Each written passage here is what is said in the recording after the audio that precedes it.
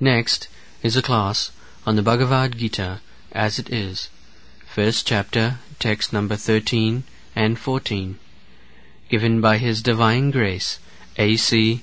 Bhaktivedanta Swami Prabhupada, recorded on July 14th, 1973, in London, England. Translation.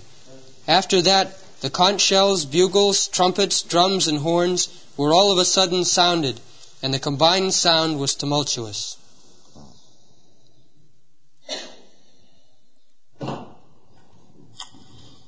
So there are mention of various types of musical instruments.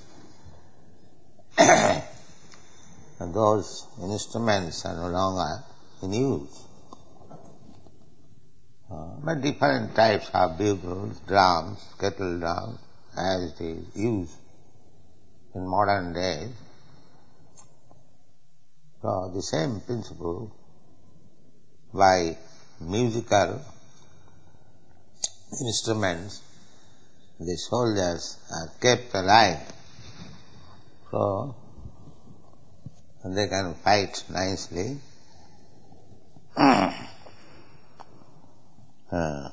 Sasabdastu mulo. When simultaneously all the instruments were sounded, it became tumultuous. Next verse. Translation. On the other side, both Lord Krishna and Arjuna, stationed on a great chariot drawn by white horses, sounded their transcendental conch shells. So you have seen the picture. Krishna is driving 4 white horses.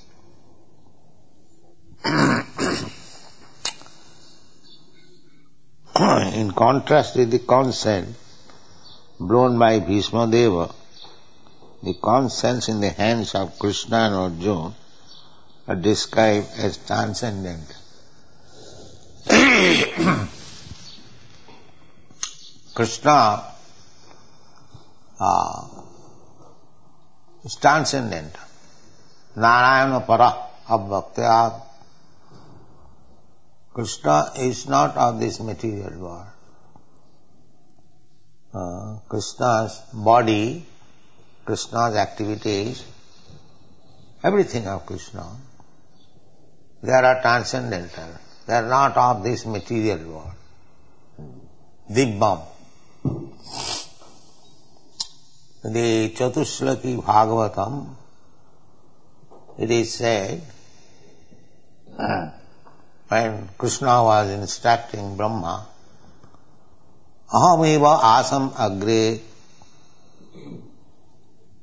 before this material creation, I was existing. The Vedas also, it is said, Eko Narayana Asit, before creation, only Narayan was there. So, Krishna's position is always transcendent. He is not any creation of this material world. But because he comes just like a human being and acts also just like human being, those who are less intelligent, avajananti, they think of Krishna as ordinary human being. Avajananti mang mudha. Mudha means asses or less intelligent class. They cannot understand Krishna's position. Krishna's position is always transcendent. When Arjuna inquired from him about his instruction to sun god, Krishna said, Imam vivassate yogam praktavan aham abhayam. This bhakti yoga of as mentioned in the Bhagavad Gita. Bhagavad Gita is Bhakti Yogam. To understand the Supreme Personality of God. This literature is also transcendental. Bhakti is also transcendental. Bhakti is not any activities of this material world. Janma karma me dibbam. So bhakti is activity in relationship with Krishna. Therefore, it is not material. Sagunan samatittaitan brahma bhuyaya kalpati. Manchabhya vicharini bhakti yogi na jati. Bhakti yoga is transcendental. And because Krishna is transcendental, you cannot understand Krishna by any material method. Therefore Krishna says, Bhaktya mam avijana. The method also is transcendental, not of this material. So, if we can understand simply these facts, that Krishna is transcendental, Krishna's name is transcendental, Krishna's form is transcendental, Satchidananda Vigraha, Ishara Parama Krishna, Satchidananda Vigraha. Krishna's body is Satchit Ananda. Not body like this. This body is Asat, Achit and Nirananda. Just the opposite. This material body is Asat. Asat means temporary. It will not exist. But Krishna's body is not like that. Krishna's body is eternal. That is Chit, Sat Chit, full of knowledge. So, less intelligent class of men, they cannot understand Krishna. Therefore Shastra says, Athas Sri Krishna Namadi na bhaved grayam indriyai. This indriya, these material senses, cannot speculate to understand the Supreme Personality of God. That is not possible. Samayeva hi kevalam. That is simply laboring, wasting time. Krishna should be understood as Krishna says. He can explain himself, nobody can explain. Because our senses are imperfect. We are deficient by 4 kinds of faults. We commit mistake, we are illusioned.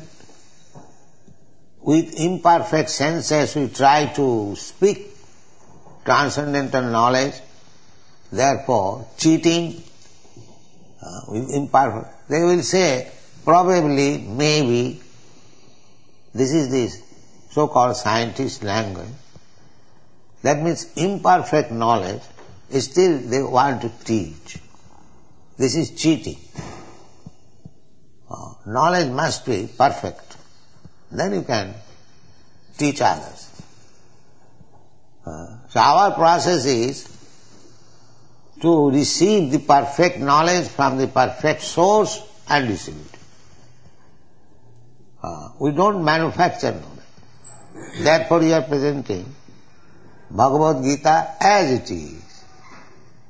As it is. The Bhagavad Gita is already perfect. Why shall I interpret with my imperfect senses? This is cheating. And people want to be cheated. Vanchita vanchak sampradaya. The whole world is full of cheaters and cheated. because they want to be cheated. There are so many cheaters. They don't want real thing. Here is the real thing, Bhagavad Gita. The Supreme Personality of Godhead speaking personally about himself. Why should we interpret? Does it mean that the Supreme Personality of Godhead, the Supreme Authority, left something unexplained to be interpreted later on by some rascals? No. But the rascals dare. They interpret. That is cheating. That is another part. There are 645 editions of Bhagavad Gita. Simply cheating. Amongst them there are big scholars. Not scholars, or rascals. But they cheat. They pose themselves as scholars, and people want to be cheated, so they take their words. So they cannot understand Krishna. Cheated. They take the shelter of the cheaters, therefore they are cheated. The Maya is very strong. Maya always dictates so that we may be cheated. Why you are taking Krishna as the Supreme Personality of God? Don't take. He is ordinary man. You can be also equal with Krishna. You also become God. You become also incarnation. This is going on. And people flock there because they want to be cheated. What Krishna says, they will not accept. Krishna says, Sarva dharman parityajya mamekam saranam. Only take to Krishna consciousness. Sarva dharma. Because any dharma which is not approved by the Supreme Lord, Krishna, that is not dharma. Dharmantu sakshat bhagavat pranitam. A human being or a demigod or a very exalted person cannot manufacture dharma. That is not possible. Real dharma is given by the Supreme Personality of Godhead, Krishna. And that real dharma is stated in the Bhagavad Gita, Sarva dharman parityajya mamekam saranam vaja. Just surrender. This is real dharma. Surrender to Krishna and follow his instruction, your life will be perfect. Because you follow the perfect instruction, therefore you are also perfect. Simple process. To become perfect, we have to follow the perfect instruction. So in the Bhagavad Gita, there is perfect instruction. And if we take it as it is and follow it, then we become perfect. To become perfect is not a very difficult job. But because we don't want to become perfect, because we want to be cheated, we do not become perfect. This is the division. So, we should know from the very beginning that Krishna is transcendent. And all his activities, they are all transcendent. Although Krishna appears just like ordinary human being, he does not appear like ordinary human being because Krishna, when he was 3 months old only, he killed the Putana, Rakshasa. A 3 months old child cannot kill such giant demon. It is not possible. Krishna, when he was 6 or 7 years old, he lifted the Govardhan hill So what is the difficulty for Krishna? If Krishna can float big gigantic planets in the air, just like cotton swab floating, is it very difficult for Krishna to lift a mountain with his hand, with his finger? That is not difficult for Krishna. But those who want to be cheated, when Krishna shows his transcendental strength, they don't believe it. Another cheating. These are what is called? Mythology. As if Vyasdev wrote this Srimad Bhagavatam to put before these rascals some mythology, some imaginary thing. Just see how they want to be cheated. Such an exalted personality like Vyasdev, who has given us the Vedic literature, he presented something which is imaginary. What business he has got? Therefore sometimes these cheated people, they deny to accept that Bhagavata is written by Sri Vyasdev. But those who are actually acharyas, those who can guide us, like Shankaracharya, Ramanujarya, Madhyacharya, big Chaitanya Mahaprabhu, they do not say like that it is mythology, it is imaginary. They accept as it is. So we have to follow this Mahajana. Mahajana jaina gatasya pantha dharmasya tattam nihitam guhaya. We have to follow great personalities, acharyas.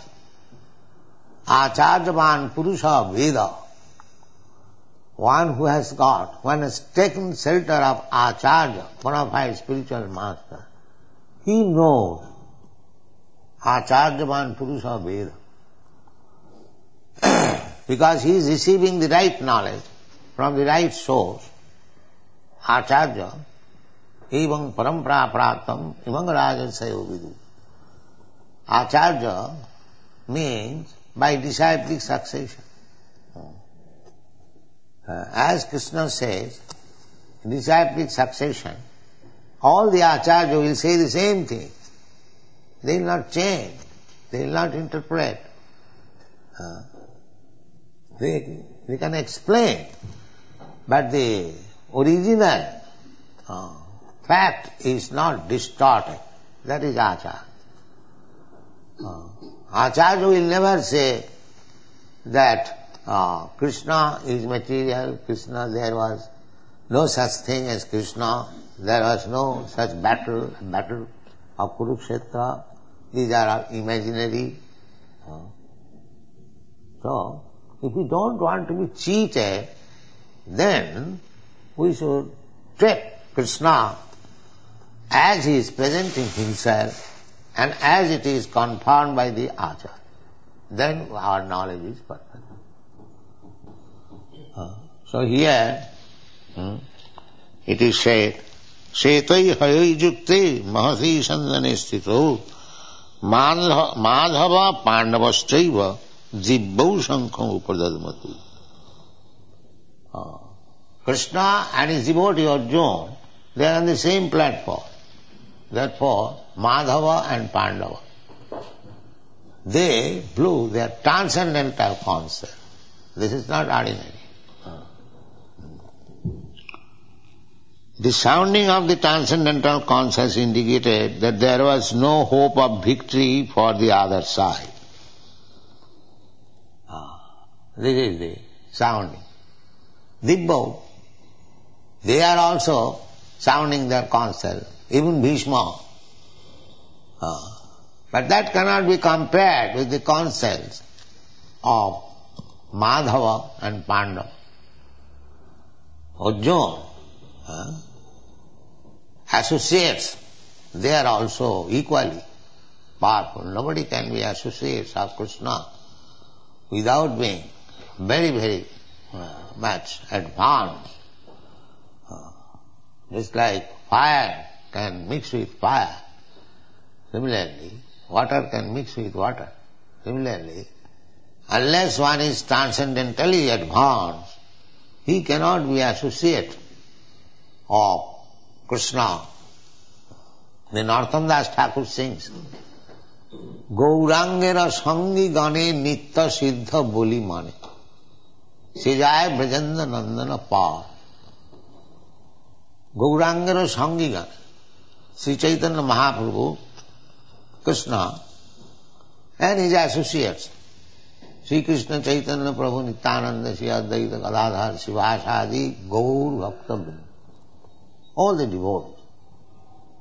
So Narottam Das Thakur says, so all these associates of Chaitanya Mahaprabhu should be known, they are also of the same category. Gaurangara sangi gane nitta siddha boli mani. This word nitta siddha is significant. Nitta siddha and nitta baddha. There are two kinds of living entities. Nitta baddha means ever conditioned. Ever conditioned means those who are in this material world, they do not know when they came in touch with this material world, neither they do know when they will be liberated. They are called nitta baddha, ever conditioned. And similarly, there are nitta siddhas. Nitta siddhas means they never come in contact with this material world, and even they come here for some business, they do not forget their position. That is nitta siddha. Try to understand. There are two kinds of living entities. Nitta siddha, nitta baddha. Nitta baddhas are within this material world. Beginning from Brahma down to a small ant, insignificant ant, they are all nitta baddhas. Anyone who is in this material world, nitta baddha. And nitta siddhas, they belong to the spiritual world. They never come in contact with this material world. And even they come for some business under the order of the Supreme Lord, they do not touch these material qualities. They remain always transcendental. As Krishna remains always transcendental, even though he is in this material world, similarly, Krishna's nitta siddha associates, they are also transcendental. They never touch this material world. So, try to understand the position of Krishna. Krishna is Narayana Abbhak, Para, transcendental, Para Abbhakya. That is Purushottam Yoga in the Bhagavad Gita. Krishna has said, anyone who has understood me, Ajam, Abhayam, Ajam, I never take birth in this material world, neither I am deteriorated by material contact. He knows me perfectly. That is called Purushottam. Purusha Uttam. Uttam. Uttam means not of this material world. Ut means above. And Tama means this darkness. So Uttama means above this darkness. So Uttama Purusha. Purusha Uttama. Purusha, we are also, Purusha means enjoyer. Prakriti means enjoyed. So actually, we are not Purusha, we are Prakriti. That is stated in the Bhagavad Gita. Aparayam itastu vidhi me prakritim para. Jiva bhuta mahabhava jayedam dharyateja. Aparayam, these material elements, bhumi, rapana, nalo, vayu, earth, water, fire, air, sky, mind, intelligence, Bhinnami, Prakriti, Astada.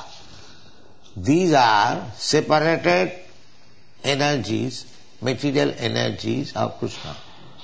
They are also Prakriti. As this material world is Prakriti, similarly, there is another Prakriti. Krishna gives information.